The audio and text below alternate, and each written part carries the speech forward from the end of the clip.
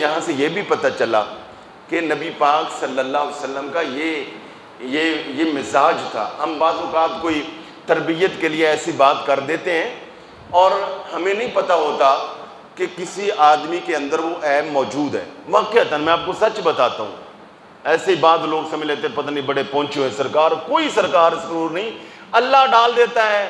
اللہ کو پتہ ہے کہ میں بھی اللہ کا بندہ, آپ بھی اللہ کے بندے. اللہ تعالیٰ کا نظام مسلسل کام کر رہا ہوتا ہے, ادھر بیٹھنے والے پر بھی اور ادھر بیٹھنے والے پر بھی. ادھر بیٹھنے والے کو اللہ نے کوئی پیغام پہنچانا ہوتا ہے, اس کی آنکھ کھولنی ہوتی ہے.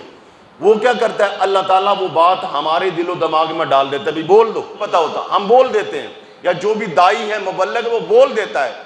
اس آدمی کا جس کے اندر اللہ نے جس کی اصلاح کرنی ہوتی ہے, جس کو روحانی ترقی دینی ہوتی ہے, جسے اللہ نے اپنے قریب کرنا ہوتا ہے, اس کو اپنے اس عیب کا پتہ چل جاتا ہے, اپنی خامی کا پتہ چل جاتا ہے.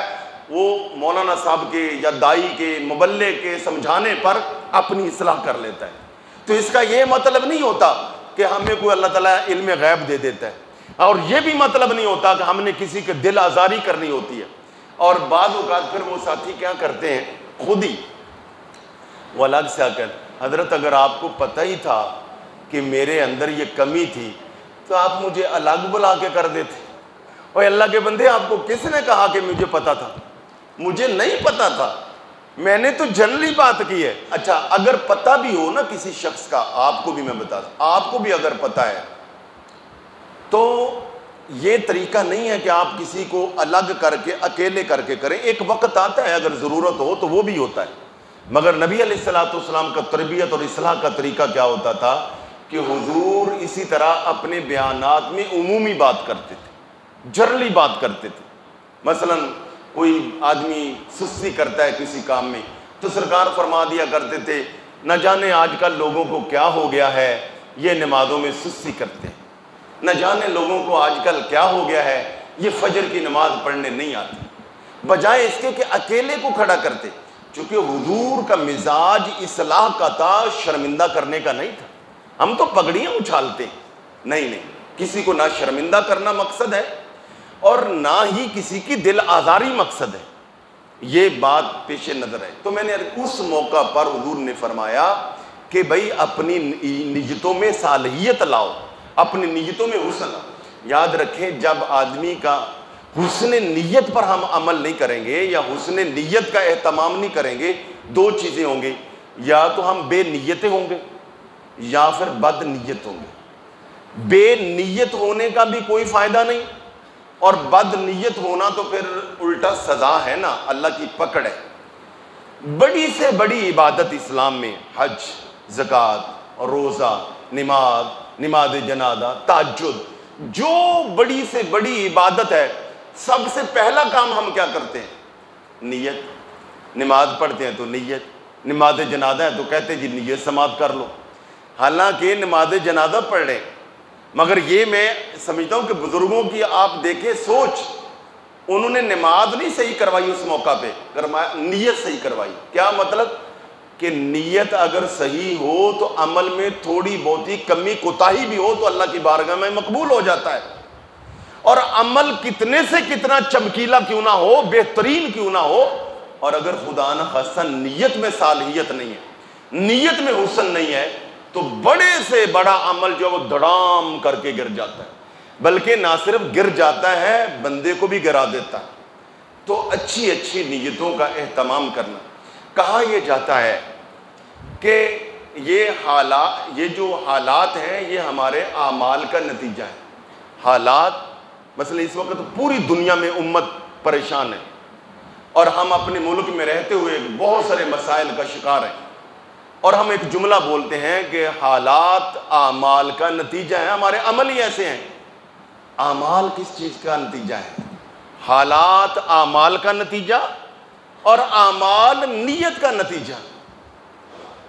حسن نیت بہت قیمتی عمل ہے, مگر اس پہ ہمارا لگتا کچھ بھی نہیں ہے, نہ پلاننگ, نہ محنت, نہ پیسہ, صرف نیت ہی تو کرنی ہے. ہمیں بھی بہت ساری نیتوں کے کرنے کی ضرورت ہے. جو ہم یہ کہتے ہیں کہ حالات ہمارے اعمال کا نتیجہ ہے، اور یہ جو اعمال میں سستی ہے، یہ جو اعمال میں گڑبڑ ہے، یہ جو ہمیں نمازوں کی پابندی کرنا مشکل لگتا ہے، یہ جو ہمیں تہجد پڑھنا مشکل لگتا ہے، یہ جو دین سیکھنے کے لیے وقت نکالنا مشکل لگتا ہے، یہ جو اپنے بچوں کو دین کی طرف لے کر آنا مشکل لگتا ہے، یہ اس کی وجہ کیا ہے کہ ہم ابھی تک اپنی اس نیت کا اہتمام نہیں کر سکے۔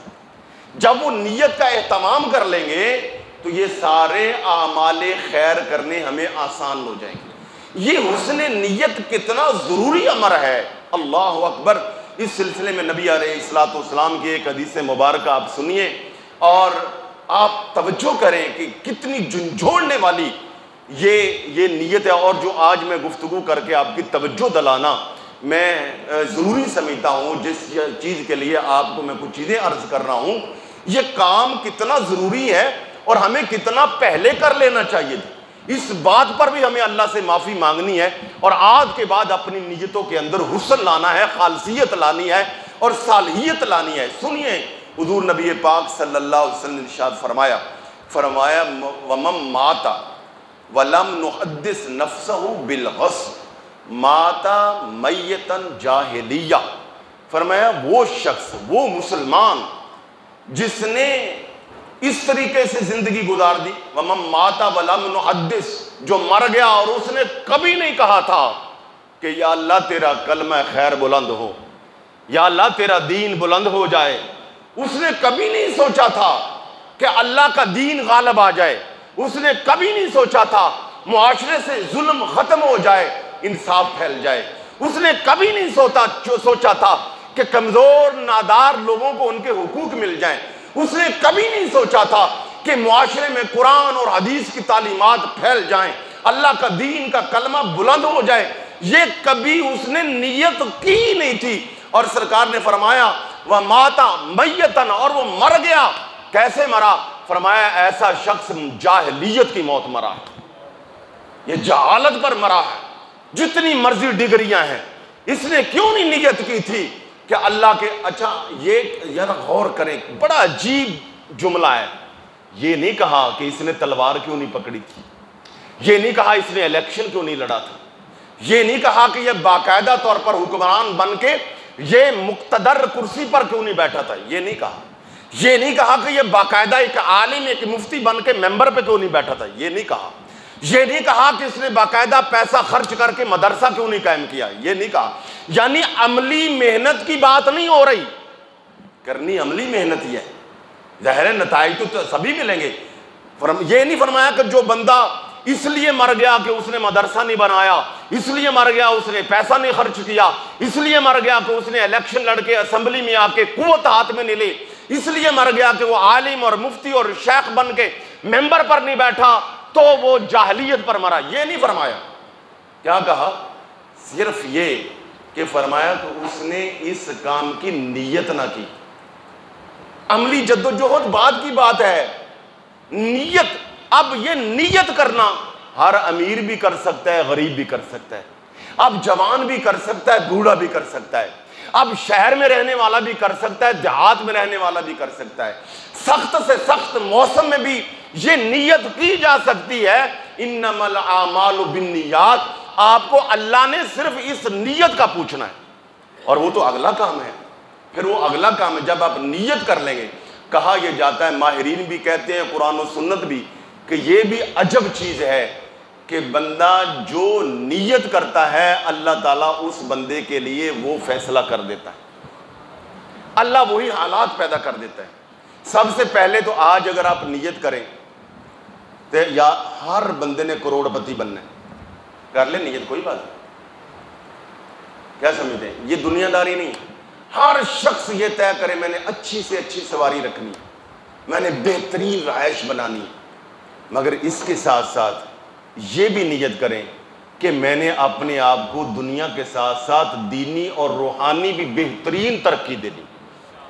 یہ بھی نیت کریں کہ آج کے بعد میں جو عمل کروں گا اس عمل کی رسول پاک نے جو دعا سکھائی ہے وہ دعا بھی میں سیکھوں گا۔ بھئی کھانا کھاتے ہیں تو اس سے پہلے کی دعا کیا ہے؟